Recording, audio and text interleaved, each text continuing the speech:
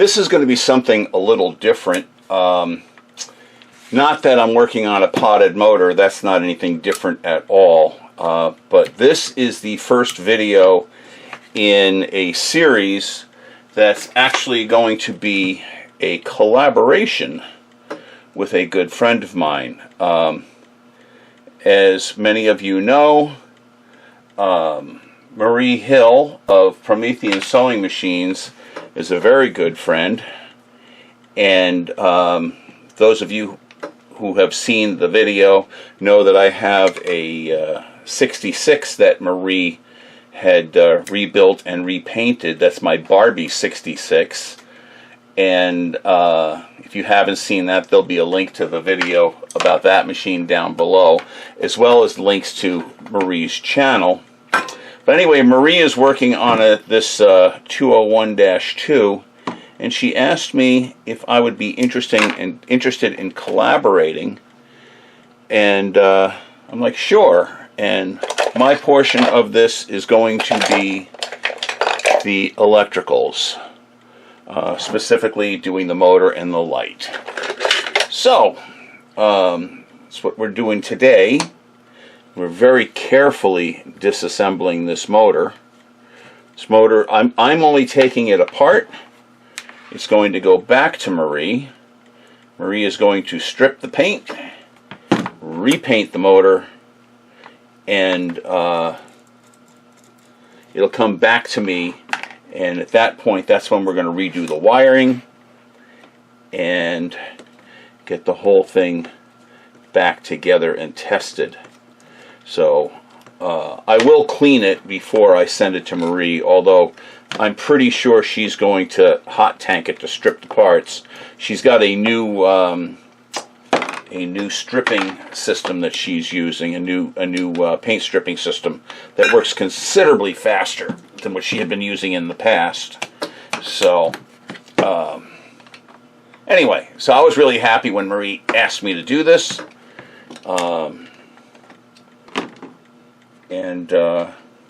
So yeah, that's what's going on. And I have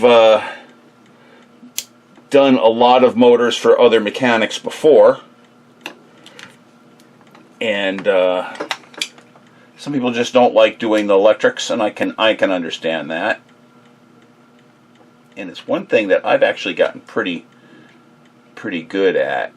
So alright, right now these two screws do not want to let go.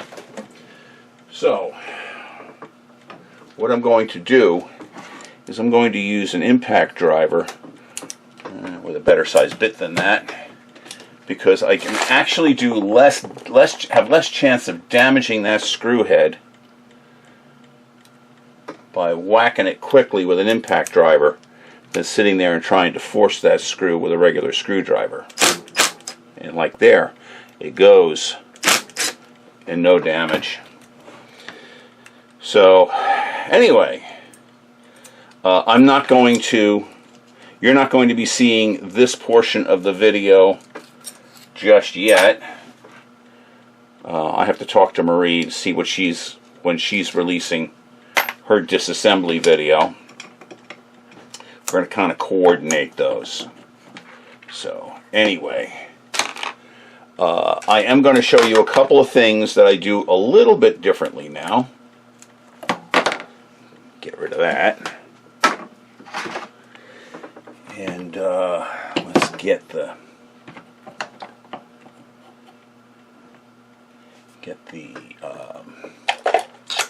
armature assembly out.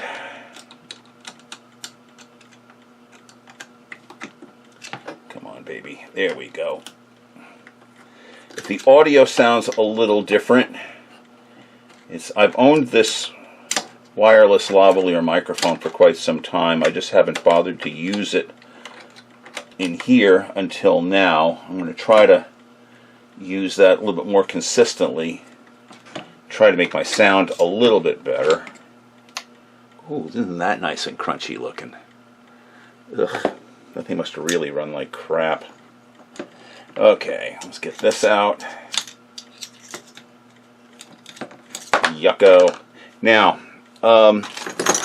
I don't know if you've, I know I've shown these pliers in the past. These are needle nose, actually let me clean off the tips a little bit. These are needle nose soft jaws. And we can use these, let me push these brushes through, but we can use these to extract the brush tubes rather than using the purpose-made tool. Get the brushes out first.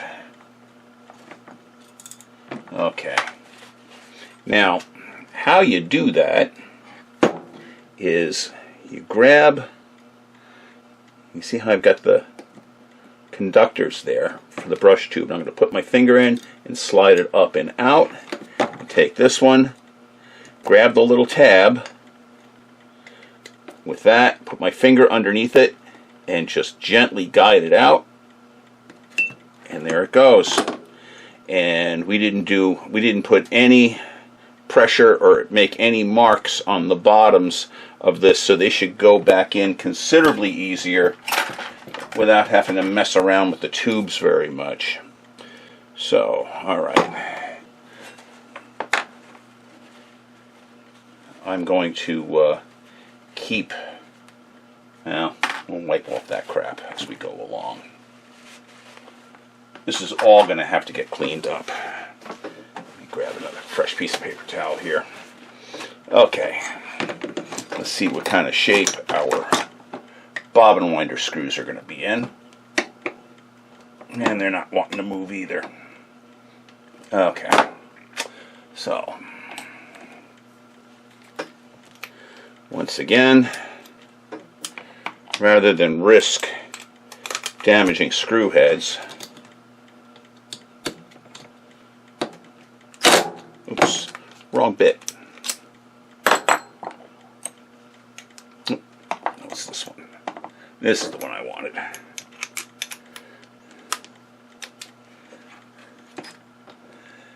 And I'm not using a really high-powered impact driver here. This is of my two impact drivers, this is the lesser powerful of the two. This is the little 12-volter Hercules from Harbor Freight. I've got my 18-volt Milwaukee that I also use. I'm just going to get this out. All those parts in there. And I know it freaks some people out that I don't separate things, and it seems like rather haphazard sometimes, but I honestly do know where all the screws go and all the parts, so fear not. I know where it all goes. And we're going to pull these bushings out as well. And to do so, I'm going to take the set screws completely out. I'm using this little tray here to hold all the various and sundry parts. That one does not want to give it up. So, is that the right size? That's a little loose. How about this one? Ah, perfection.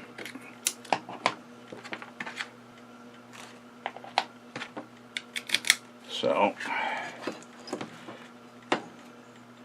stick that in, and there it goes. Believe it or not, sometimes a power tool makes it so you have less of a chance of damaging something. I know that may sound counterintuitive, but it is true. Okay, grab my punch set, and we will drive these out. Not the right one. That looks good. Grab a hammer.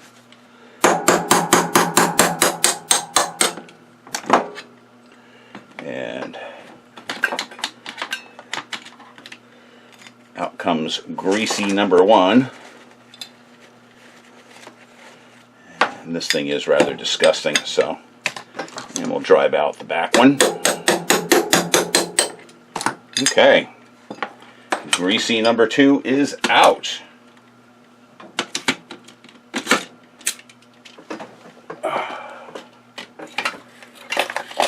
That punch set is the one from Penn State Industries. It's their pen disassembly punch set, designed for woodworkers who are sitting at the lathe making wooden pens, and it works perfectly for other things as well. And the astute amongst you will notice that I didn't pull out the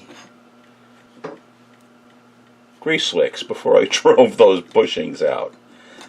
And it's okay, I didn't hurt anything.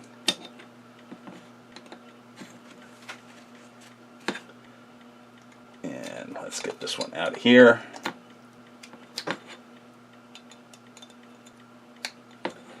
This is just absolutely vile. Okay, we're gonna spend some time cleaning those up later. But here we go. Go through and pull the worst of this out.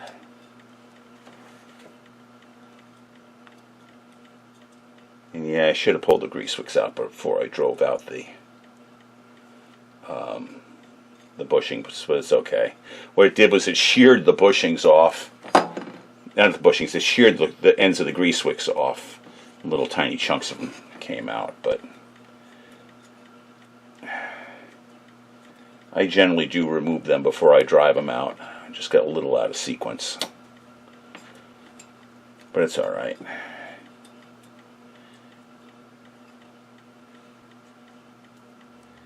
I don't think the grease wick police are going to come and arrest me.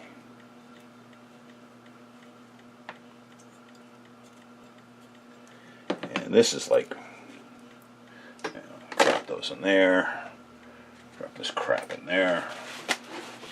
This is really disgusting. I'm gonna run this through my ultrasonic before I put it in the mail to Marie. I don't want to send her this in this gross condition. She's gonna process it at her shop anyway to get the paint off it before she repaints it. I'm not going to mention here what she's planning on for paint. I'll let her surprise you guys with that.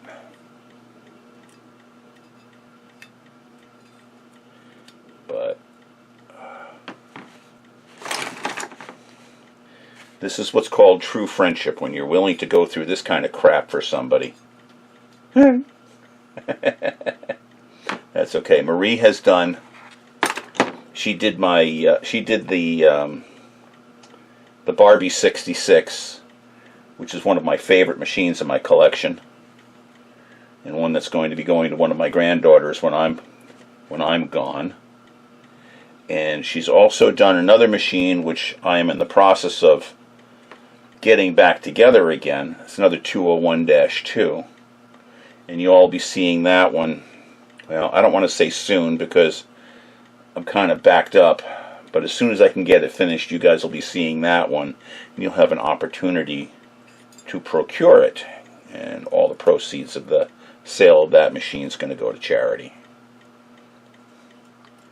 But anyway, alright, that's as much of that crap as on that as I'm going to pull off prior to sticking it in the ultrasonic.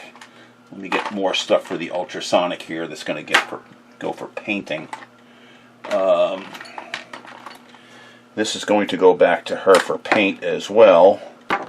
Honestly, I'm not sure how she masks this. All I know is she's got a way of doing it, and it works.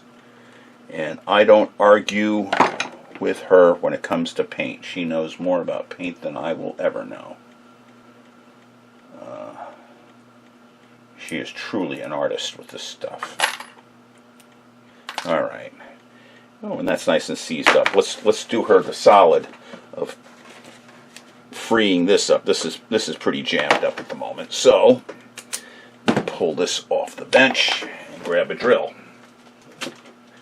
I think I've demonstrated this before. Let me grab the battery off this. Put it onto a little drill. Come on, get on there. There we go. And I'm going to chuck this into a drill that's going to wants to spin around on its lonesome. So I'm going to go ahead, I'm going to put some Kroil down the hole, some Kroil there, and some Kroil there. Oops. Stabilize this and let it run.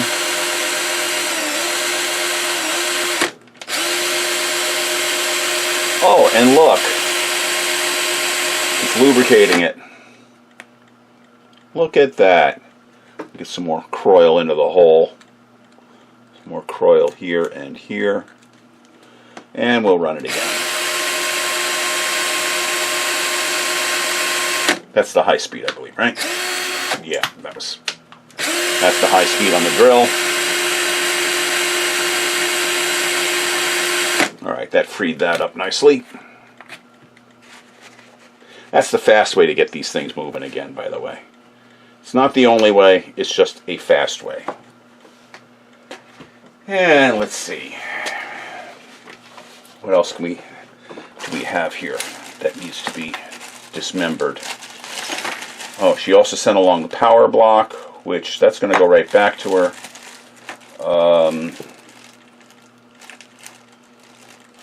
Yeah, she already has this apart. I don't know if she wants to do this, but I'm going to send this back to her anyway. I'm just going to send the shell pieces because it'll be entertaining putting one of these together, painted a different color, and keeping it looking good.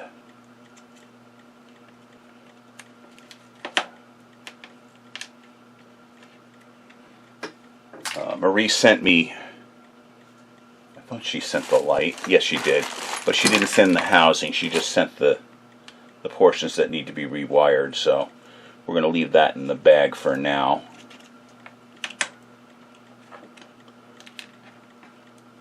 Drop that here.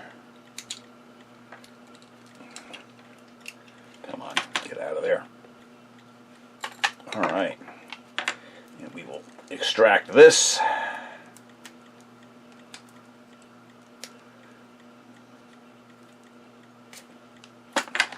These pieces will go back. That's all going to go back to her. And I think that's all that I've got to clean up and send back to the lovely and talented Marie. Now, her motor housing has this nasty dent in it.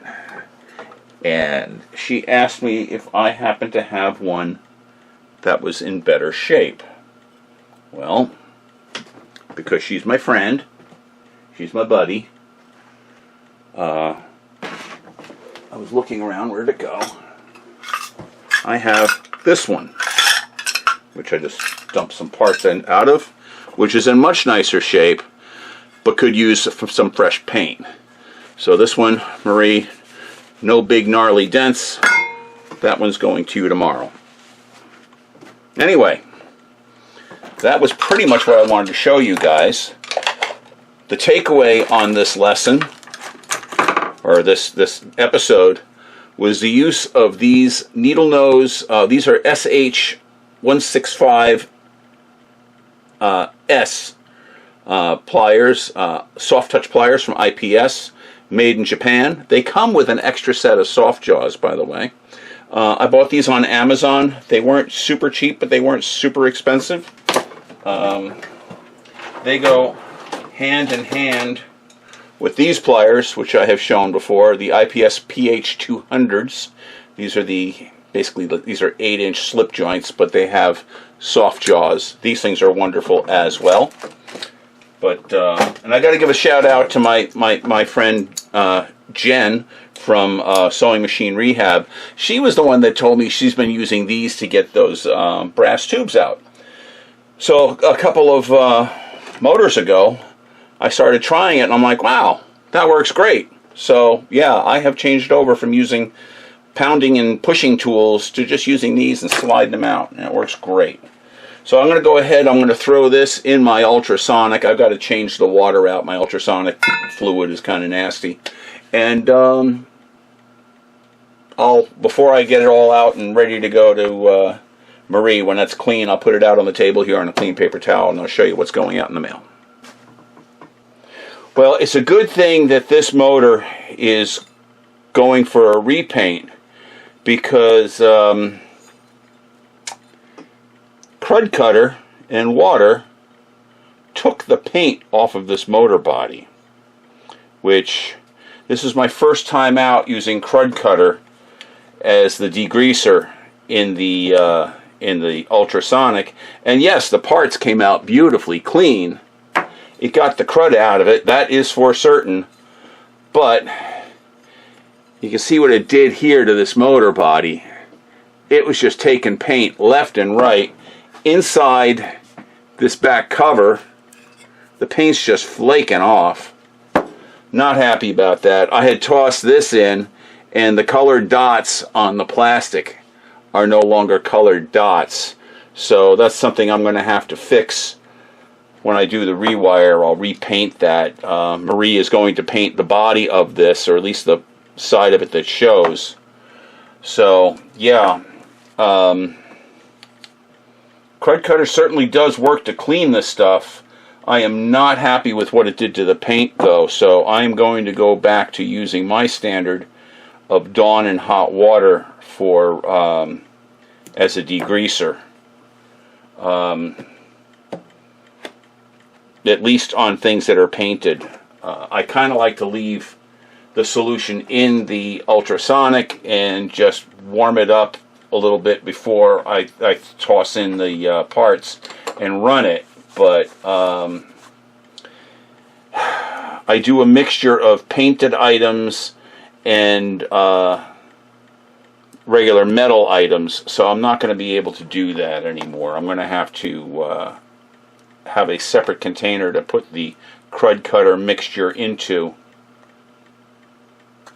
for when I'm doing just Brightwork parts that really need a good deep cleaning. I'm not going to give up on Crud Cutter, I'm just not going to use it on anything that's got painted surfaces. So anyway, that's the parts that are going to go back to Marie for paint. The rest of these parts are going to stay here, and when I get these back, we'll do the rewire. Actually, I'll probably start the rewire on this before I get the body back. But you're not going to be seeing this until Marie puts her disassembly video up. We had that discussion. So she's taking the lead. It's her project. So when you see me put this stuff about this motor up, that means she's done something on her side. So, or at least at this point. So anyway, that's what I got. Thanks for watching, and we'll see you on the next video.